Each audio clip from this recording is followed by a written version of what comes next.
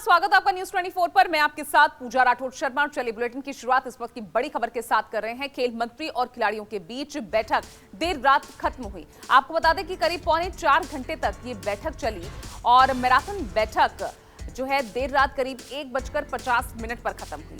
हालांकि बैठक के बाद खिलाड़ी बिना कुछ बोले ही चले गए। अब आज एक बार फिर खेल मंत्री और खिलाड़ियों की बैठक होगी, यानी दूसरे दौर की ये बैठक आज होने वाली है। और ये भी खबर कि आज भी पहलवानों का धरना प्रदर्शन जारी रहेगा। तो कल करीब 4 घंटे ये मीटिंग हुई है केंद्रीय मंत्री अनुराग ठाकुर और तमाम रेसलर्स के बीच। और हालांकि इस बैठक के बाद आप देखिए जो तस्वीरें सामने आई, चेहरे पर किसी तरह की खुशी नहीं और बिना कुछ कहे ही यहां से पदकवीर पहलवान निकल गए।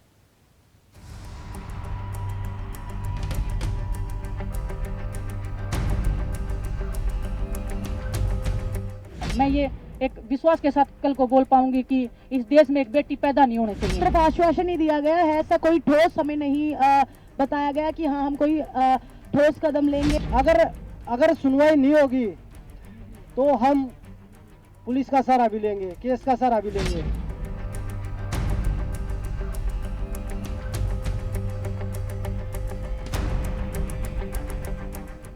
विनेश बोलती गई, परत दर परत कुश्ती संघ की करतूतें खोलती गई।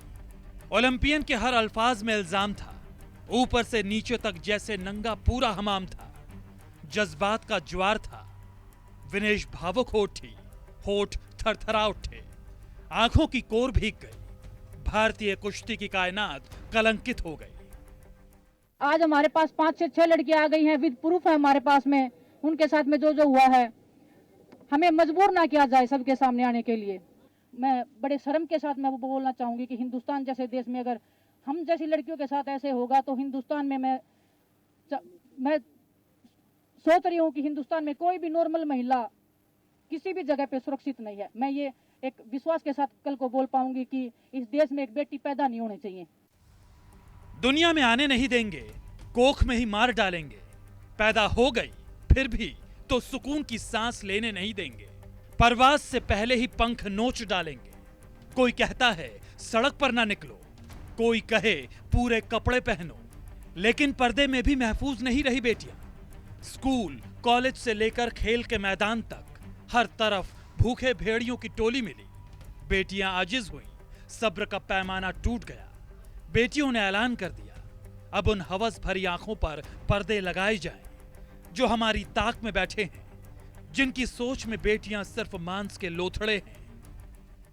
अध्यक्ष जी सीबीआई की मांग कर रहे हैं, होनी चाहिए, हम भी चाहते हैं जांच होनी चाहिए, लेकिन कम से कम अपना पद तो छोड़ो। कम से कम पद तो छोड़ के आओ अपना। हम निहत्थे बैठे, हम रेसलर अपना जो कुश्ती छोड़ के बैठे हैं, क्या वो अपना पद नहीं छोड़ सकते? आप अध्यक्ष जी को मेरे सामने लेके आइए।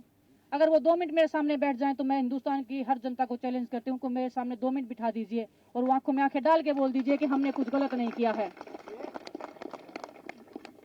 अगर हमें मजबूर किया गया तो हम कल FIR भी दर्ज करवाएंगे, हम केस भी लड़ेंगे, लेकिन उसमें हिंदुस्तान के हजारों लड़कियों का, हजारों लड़कों का रेसलिंग का करियर खत्म होने की कगार पे हो जाएगा।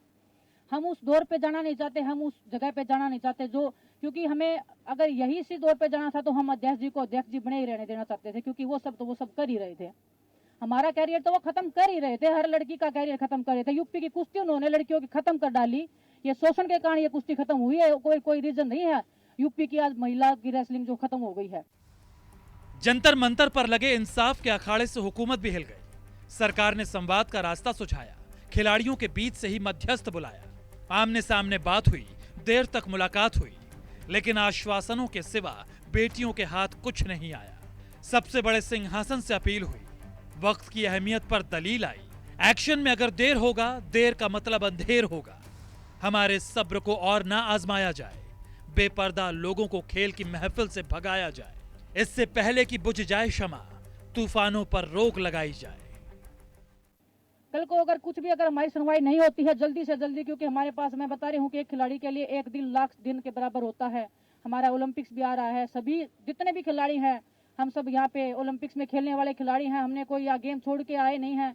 हम अपनी पहलवानी को छोड़ के आए हैं, अपनी रोजी रोटी को छोड़ के आए हैं, अपने परिवार को खतरे में छोड़ के इधर बैठे हैं। हम कल FIR भी लॉन्च करवाएंगे, एक नहीं कम से कम 5-6 लड़कियां जो भी हैं वो सब FIR करवाएंगी और हम लीगली कोर्ट के थ्रू जाएंगे। लेकिन वो दिन जब आएगा इतिहास के काले पन्नों में दर्ज होगा।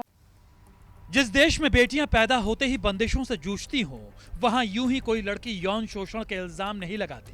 कहीं कम होता है, कहीं ज्यादा होता है, लेकिन बिना आग के धुआं नहीं उठता। सांच को आंच क्यों आए? सबूत है तो पीछे क्यों हट जाए? मैं नहीं चाहती कि हम उनका खुलासा करें, लेकिन हमें मजबूर किया गया तो हमें वो सब करना पड़ेगा जो हिंदुस्तान की लड़कियों के लिए, हिंदुस्तान की महिलाओं के लिए सबसे बुरा दिन होगा। जितना ये डिले होगा अध्यक्ष जी के लिए उतना ही खतरा बढ़ता जाएगा। कल हम बता रहे थे कि 1 या 2 लड़कियां हैं, आज हमारे साथ 5 से 6 लड़कियां हैं विद प्रूफ खड़ी हैं। कल को क्या पता 10 लड़कियां आएंगी, कल को 20 आएंगी। निहत्थे बैठे हम रेसलर अपना जो कुश्ती छोड़ के बैठे हैं, क्या वो अपना पद नहीं छोड़ सकते? हमें मजबूर ना किया जाए सबके सामने आने के लिए। हम सब आत्मसम्मान को अपने बचाने के लिए लड़ाई लड़ रहे हैं। हम लड़कियों का आत्मसम्मान सबसे ज्यादा जरूरी है। हिंदुस्तान की बेटियां हैं हम जनता के सामने आके ये बताना नहीं चाहते कि आपकी बहन बेटियों के साथ में क्या क्या हुआ है, मेरे साथ क्या हुआ है, किसी और के साथ में। हम XYZ किसी का नाम आगे नहीं लेके आना चाहते।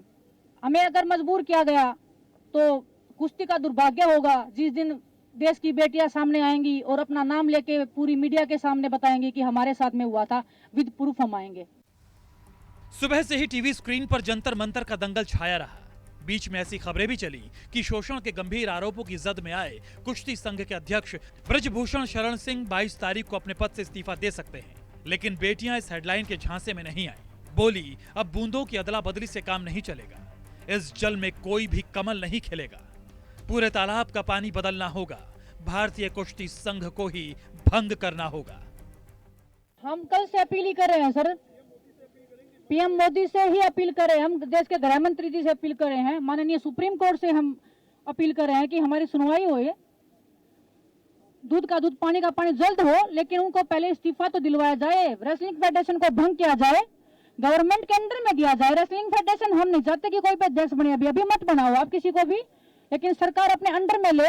हमें सरकार पे पूरा भरोसा है, लेकिन हम एक दिन भी कुश्ती नहीं लड़ेंगे रेसलिंग प्रेसिडेंट के अंडर में या उनके गुर्गों के अंडर में।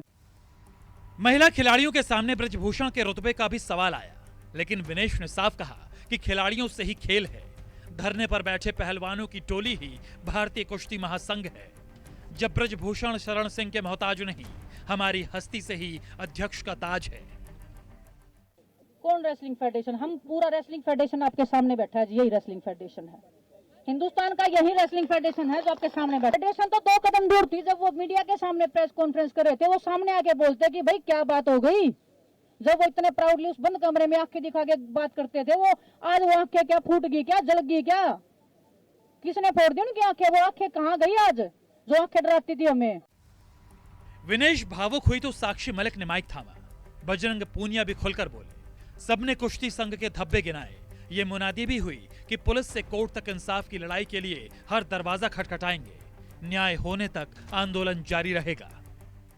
मीटिंग में सिर्फ आश्वासन ही दिया गया है, ऐसा कोई ठोस हमें नहीं बताया गया कि हाँ हम कोई ठोस कदम लेंगे या कोई एक्शन लेंगे। बस आश्वासन दिया गया है। तो हम चाहते हैं कि पूरी रेसलिंग फेडरेशन भंग हो।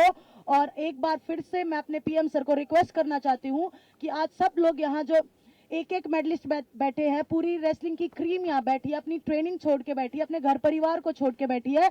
तो बस इसी उम्मीद में बैठी है कि आप हमारे साथ न्याय करेंगे, आप हमारे साथ जस्टिस करेंगे। कि मेरे सामने नहीं आया, लेकिन आवाज आती थी, हमें सुनने को मिलता था कि ऐसा हो रहा है, लेकिन मेरे सामने कभी ये चीज़ नहीं आई थी। आज सामने आई है तो जरूर उसके ऊपर एक्शन लिया जाएगा और हमारी सरकार भी लेगी। और सरकार ने लिया भी है, ऐसा नहीं कि लिया नहीं है। 72 घंटे का उनको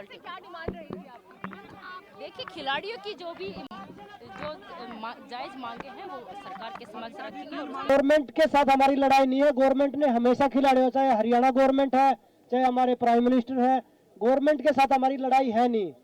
हम तो उनसे बस न्याय की गुहार लगा रहे हैं कि भाई हमारे साथ न्याय किया जाए जितना जल्दी हो सके। क्योंकि यहाँ छोटे छोटे बच्चे बैठे जो अंडर 15 अंडर 17 में कुश्ती लड़ रहे हैं, तो उनके कैरियर के सवाल है। वो यहाँ मेहनत छोड़ के यहाँ बैठे आप लोगों के बीच में।